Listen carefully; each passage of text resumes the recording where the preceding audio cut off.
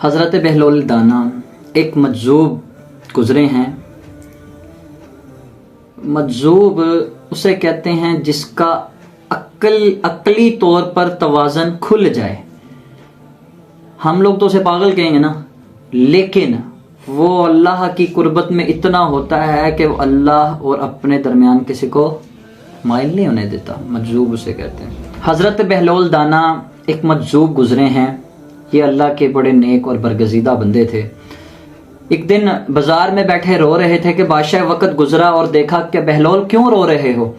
کہا میں اللہ اور بندوں کے درمیان صلح کروا رہا ہوں۔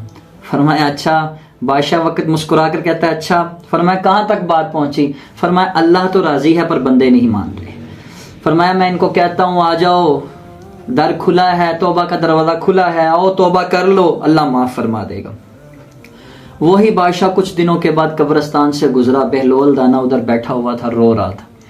بادشاہ وقت گزرا اور کہا بڑا عجیب شخص ہے، بازاروں میں بھی روتا ہے اور قبرستان میں بھی روتا ہے۔ فرمایا اب کیوں رو رہے ہو؟ فرمایا ماجرا وہی ہے۔ فرمایا کیا؟ فرمایا بندوں اور اللہ کے درمیان صلح کروا رہا ہوں۔ فرمایا اچھا۔ فرمایا آج بات کہاں تک پہنچی؟ فرمایا بندے چیخ رہے ہیں، چلا رہے ہیں، لیکن آج اللہ راضی نہیں ہو رہا۔ قبل کے اس وقت کو ہم بھی آن پہنچے، ہمیں اپنا محاسبہ لازمی کر لینا چاہیے۔ آج بھی توبہ کا دروازہ کھلا ہے۔ اللہ رب العزت آپ کو اور مجھے سچے دل سے توبہ کرنے کی توفیق عطا فرمائے۔